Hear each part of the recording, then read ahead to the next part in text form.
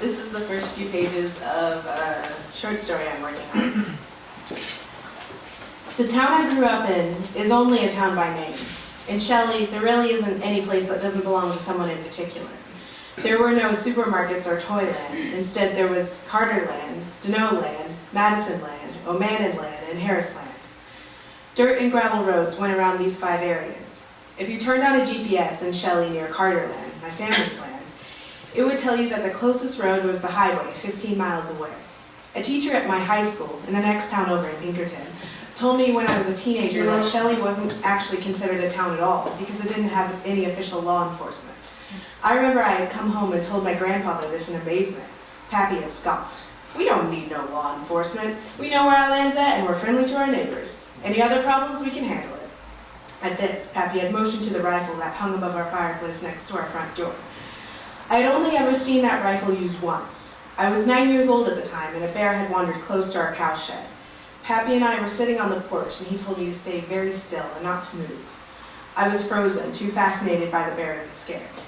Pappy walked to the door with the lightest of feet, opened it just the tiniest amount, and pulled the rifle off the wall. He cocked the rifle and then walked to the edge of the porch and down the stairs. At the final stair, he stomped his feet and yelled, "Hey, you bear!" The bear turned his head at the commotion, and in that instant, Pappy shot him dead, right between the eyes. Before the age of 9, I knew I loved my Pappy, but it was after this moment I worshipped him. That night for supper, we ate the bear meat. I had initially been excited about eating the bear, but chewing the tough meat and feeling it slide in clumps down my throat had quickly led me to my peas on the other side of my plate. Pappy, who saw all, set his fork down and looked at me hard in the eyes. "Allie girl," he said, "you better eat that meat, as it may in fact be the only fresh bear you ever get in your long life." Naturally, he had been right, and I did what he said.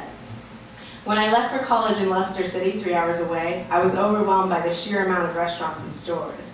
I had classmates who were from massive places like New York City and Chicago, and I remember hearing them complain that in this town there was nothing to do. I couldn't imagine what their cities must feel like if this town was small to them.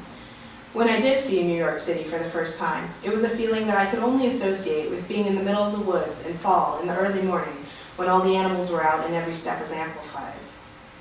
My college experience was like traveling to the future.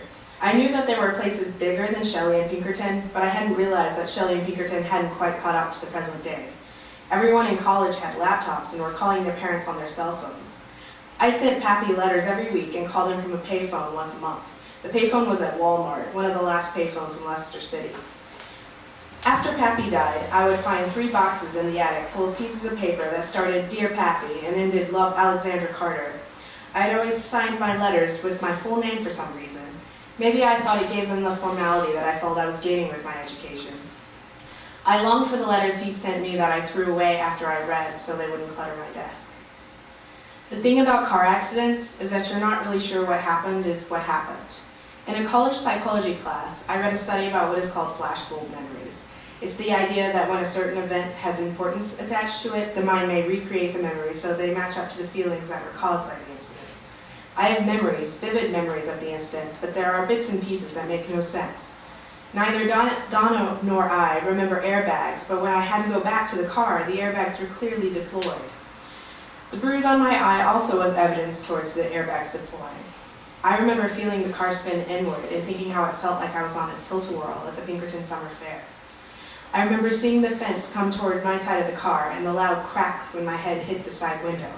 However, when I saw the car again, the other side was more smashed in than my side. The physics of what I remember and the state of the car was in make no sense at all. Pappy told me once that the buildings on Carterland, the main house, the cow shed, and the spring house hadn't changed in over 150 years. I was a child, so I asked him if he remembered them being built, and he laughed and said that he wasn't that old. I am, however, old enough to remember when a man was worth nothing out here without his horse. "Horse?" I said. "We don't have a horse." "We don't need one anymore," Pappy said, smacking the hood of his Ford pickup. "We got old T-Bone here to do all the work." "Is a man worth nothing without his car?"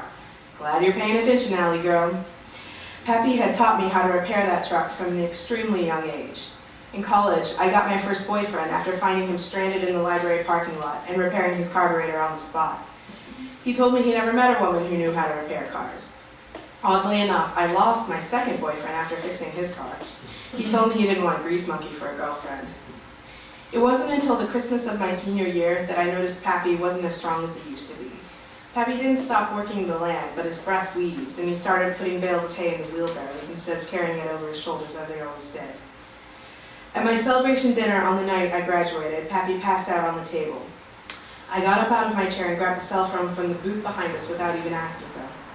At the Leicester City Hospital, the doctor told us that Pappy's lungs weren't getting enough oxygen in. My first 6 months as a college graduate were the last 6 months Pappy lived. I spent those 6 months not thinking about my future, but begging Pappy to stay inside and rest. I lied to him and said I could handle the work all on my own. I would drag my body inside at night and Pappy would glare at me. "You're not tired, are you, Ellie girl?" he'd say from his favorite armchair.